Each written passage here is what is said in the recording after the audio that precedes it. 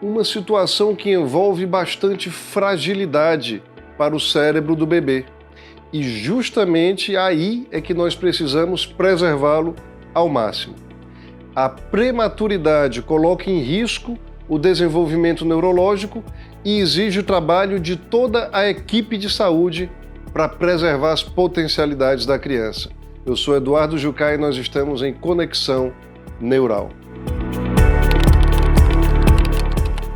O mês passado, mês de novembro, é celebrado como um mês de atenção especial e de consciência sobre a prematuridade.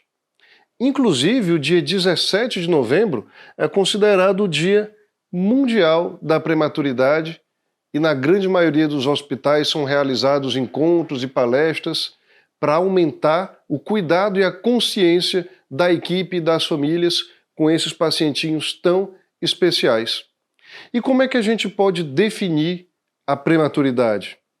É aquela criança que nasce antes da hora prevista e do momento ideal, que é ali a partir das 38 semanas de gestação. E qual é o problema, então, de nascer de maneira antecipada? É que o organismo em geral, mas eu vou me dedicar nessa nossa conversa ao cérebro em especial, ele ainda não está preparado. E a gente precisa entender alguns modos de preservar o cérebro desse bebê prematuro, bastante frágil, muito mais frágil do que aquele bebê que nasce a termo, para que as potencialidades dele em termos de desenvolvimento neurológico sejam preservadas. Então essa pergunta se impõe: como preservar o cérebro do bebê prematuro? Nós da área da saúde, que cuidamos desses seres humanos tão frágeis, tão necessitados de cuidados como os prematurinhos, a gente precisa, e a população leiga em geral também é importante ter esse conhecimento, voltar lá na ciência da embriologia, entender que a primeira população de células que começa a se diferenciar no embrião, ela compõe esse conjunto que a gente chama de placa neural. E isso acontece já nas primeiras semanas depois da concepção. E a placa neural ela vai se dobrar sobre si mesma para compor o que a gente chama de tubo neural. Um tubo. E esse tubo já está formado ali dentro do primeiro mês de gestação. Por isso é importante tanto cuidado no pré-natal e também no acompanhamento mês a mês. Na verdade, os cuidados precisam acontecer já de antes da concepção, no planejamento dessa gestação.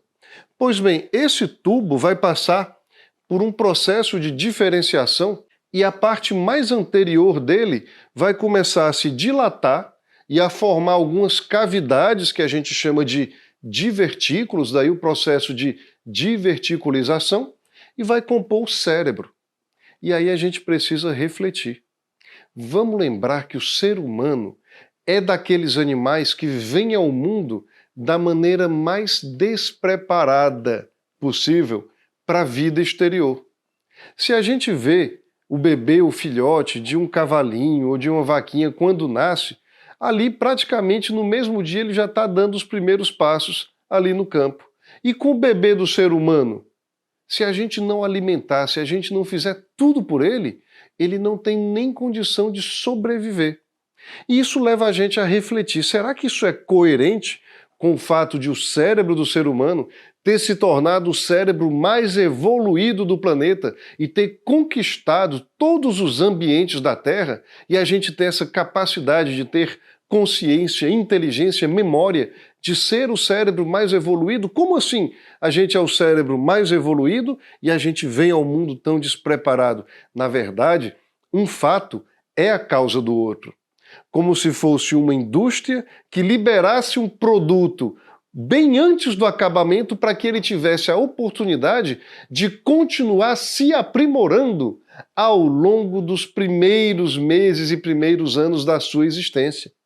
Então daí porque é tão importante a gente ter cuidado com o cérebro do embrião, com o cérebro do feto e com o cérebro dos bebês. Entendendo um pouco mais essa formação do embrião.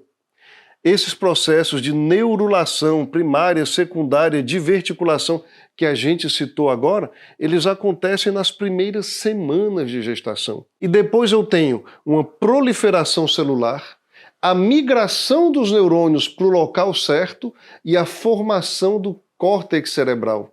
E esse estágio mais adiantado da formação do córtex cerebral vai acontecer ali por volta dos 6 meses de gestação. Então, se eu tenho um prematurinho que às vezes, hoje em dia, ele se aproxima até dos 6 meses de gestação, os neonatologistas conseguem salvar essas crianças, esses prematuros até com 6, 7 meses. Isso quer dizer o quê? Que o cérebro deles acabou de ser formado e já está sendo exposto ao ambiente. Então ele ainda não passou por processos de aperfeiçoamento ali nos últimos meses da gestação para poder enfrentar o meio externo. E isso só nos motiva a ter todo o cuidado para preservar esse cérebro prematuro. Então, quais seriam alguns elementos, e agora nós vamos citar 5 deles, fundamentais para preservar o cérebro do prematuro? Até aqui eu quis demonstrar o quanto que é importante, inclusive para o desenvolvimento do indivíduo durante toda a sua vida. Essa fase é fundamental. Então, quais seriam alguns elementos importantes? Primeiramente, estrutura e pessoal adequado.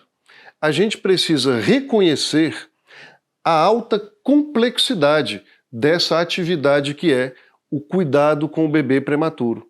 Então é necessário que eu tenha médicos treinados, neonatologistas, pediatras neonatologistas. É preciso que eu tenha equipamentos e estruturas de UTI neonatal e de unidade neonatal adequados para bebês tão pequenos, apropriados para cada peso e para cada tamanho. E é preciso que a equipe, na medida em que verifique que algum elemento desse de estrutura não estiver presente, que possa sim se manifestar e exigir as condições ideais. Então esse é um primeiro passo para que a gente possa sim preservar o cérebro do bebê prematuro. Segundo passo, manter a homeostase do bebê. O que é esse termo homeostase? Ele tem muito a ver com equilíbrio, com balanço das condições internas do organismo, das condições do meio interno do organismo do bebê. E isso se refere à medida da glicose, à glicemia, à medida do sódio, à temperatura corporal, porque tudo isso acaba influindo no metabolismo, que é o conjunto de reações bioquímicas do cérebro do bebê. Então, se eu tiver, por exemplo, um aumento de temperatura, por menor que seja, 1, 2 graus, eu já vou aumentar muito o metabolismo do cérebro do bebê. Acumular radicais livres, que são substâncias que podem ser maléficas, aumentar eventuais processos inflamatórios, aumentar o fluxo sanguíneo cerebral em um cérebro que não está preparado. Então eu preciso manter as condições estáveis em todos esses parâmetros para que o cérebro do bebê possa se recuperar nessa situação da prematuridade. Manter a constância do meio interno, manter a homeostase. Isso os neonatologistas fazem muito bem, a equipe de enfermagem, todo mundo junto, participando, e o cérebro do bebê agradece. Próximo elemento, próximo item, manter o equilíbrio entre repouso e estímulo. Eu não posso estimular demais o cérebro do bebê prematuro porque vai aumentar o metabolismo de maneira indevida, acumular radicais livres e todo esse processo que a gente já explicou. Então, até o barulho, até o ruído dentro de uma unidade neonatal precisa ser muito controlado. Porque um barulho mais alto para um organismo tão frágil pode levar a um estresse que leva ao aumento do metabolismo cerebral de maneira indevida. Então, silêncio dentro das UTIs e das unidades neonatais é fundamental. Mas também já há trabalhos científicos mostrando que bebês que ficam sem contato nenhum, sem estímulo nenhum, eles têm um desenvolvimento que não é tão bom quanto o de bebês que recebem o estímulo adequado. Então daí a necessidade do estímulo certo. E qual é esse estímulo certo? O toque da mãe e do pai, ou seja, contato sempre com a família, determinados tipos de massagem, a gente pode citar várias que já foram estudadas, como o toque da borboleta, que é um tipo de massagem, pode ser executado de maneira bem leve nos bebês. Então esse equilíbrio entre o estímulo e o repouso é fundamental para que o cérebro seja modulado da maneira adequada. O próximo item tem muito a ver com a minha área específica da neurocirurgia pediátrica, que é justamente a identificação precoce e o tratamento da hemorragia cerebral da prematuridade e da hidrocefalia. A gente sabe que o bebê prematuro ele apresenta um risco elevado de hemorragia cerebral na matriz germinativa, ali próximo aos ventrículos, que são as cavidades líquidas. Isso porque é uma região muito frágil.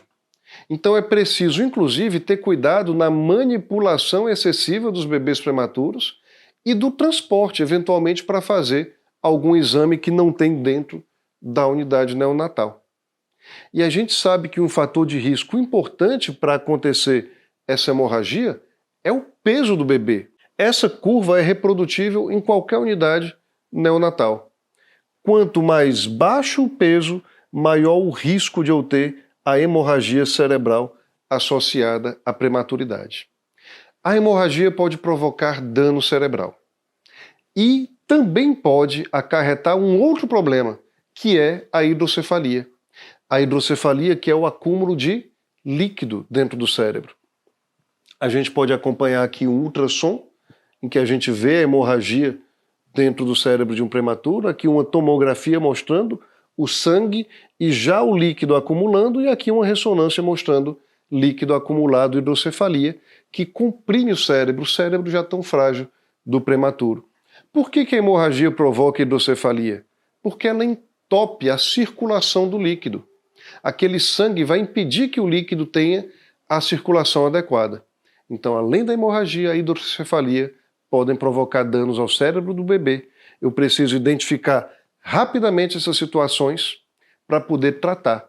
E o tratamento é com a participação do neurocirurgião pediátrico, que precisa estar em atuação muito harmônica com a equipe de pediatria, com os neonatologistas, com a equipe de enfermagem, com todo mundo, para que o cuidado seja prestado da maneira mais apropriada possível e que a gente possa resgatar as condições do cérebro e as potencialidades do desenvolvimento. Um exame muito importante nesse sentido é justamente o exame de ultrassom. O ultrassom que é feito através da muleira do bebê, da fontanela, e que pode demonstrar, sim, o acúmulo de líquido e uma hidrocefalia progressiva. E aí, pessoal, o ideal mesmo é que o aparelho de ultrassom ele seja deslocado até a UTI ou até a unidade neonatal, para que o bebê não precise ser transportado e manipulado em excesso. Então é ideal sim que o ultrassom seja levado ao bebê e ali seja feito o exame adequado. E o tratamento dessa hemorragia e dessa hidrocefalia vai variar bastante, caso para caso, mas existem várias opções. Pode ser feita uma punção lombar para aliviar o líquido, pode ser feita punção através da fontanela, com uma agulhinha ali tirando o excesso de líquido. E outras cirurgias mais invasivas podem ser feitas. Nessa fase, em que a hemorragia ainda está presente, não se coloca válvula, não se coloca a DVP, porque ela vai ser rapidamente entupida pelo sangue. Então são essas outras alternativas. Eu posso implantar um reservatório debaixo da pele para ficar aspirando esse líquido com sangue. Posso implantar uma derivação ventrículo subgaleal que fica embaixo da pele, ou uma derivação peritoneal avalvulada, já que a válvula vai entupir se eu colocar agora. Então são diversas opções a depender de caso a caso e a depender do julgamento do neurocirurgião pediátrico. E como quinto elemento nessa lista que a gente está elencando para preservar o cérebro do bebê prematuro, eu vou colocar essa importantíssima reabilitação e o cuidado das consequências da prematuridade, o segmento a longo prazo. Ou seja, a lesão cerebral que pode acontecer naquele período, ela precisa passar por reabilitação. E aí vai uma grande saudação ao pessoal das áreas de reabilitação, a fisioterapia, a terapia ocupacional, a fono, a psicologia também. Eu preciso reabilitar esse cérebro que passou por uma lesão tão cedo na vida. Então, os tratamentos de reabilitação são muito importantes, existem protocolos específicos e é preciso que eu estimule esse cérebro que pode sim se recuperar continuamente. Existem algumas condições, como por exemplo a espasticidade, que é aquela rigidez que a criança com lesão cerebral fica e que atrapalha a marcha, atrapalha a motricidade, pode até provocar dor e dificuldade de higiene. A espasticidade ela tem tratamento com cirurgias ortopédicas, com cirurgias neurológicas também, como a risotomia dorsal seletiva, que a gente já discutiu em alguns outros vídeos. Pode ajudar muito a vida de uma criança que foi prematura, teve uma lesão cerebral e ficou com esse tipo de rigidez. Mas o trabalho em conjunto dos médicos e da equipe de reabilitação é fundamental para que essa criança possa se desenvolver da melhor forma possível. Então, nesse vídeo, a gente recapitulou um pouco dos aspectos do sistema nervoso em relação à prematuridade e a gente elencou aí 5 pontos fundamentais para preservar o cérebro do bebê. Como mensagem final, eu queria deixar uma mensagem de muita esperança e muito otimismo, como eu tive quando eu vi esse bebê, tá aqui a fraldinha dele, vai ficar tudo bem. Essa mensagem foi colocada pelos pais dessa criança que eu examinei quando ela era um bebê prematuro e que enfrentou sim no início da vida um pouco de hemorragia, hidrocefalia e no meio ainda da pandemia de Covid-19. E a mensagem que esse bebê passa para a gente, vai ficar tudo bem, é algo que a gente precisa absorver para se motivar e empregar toda a nossa energia no cuidado com esses pacientinhos tão frágeis e que precisam tanto da gente e que nos surpreendem com o seu desenvolvimento neurológico.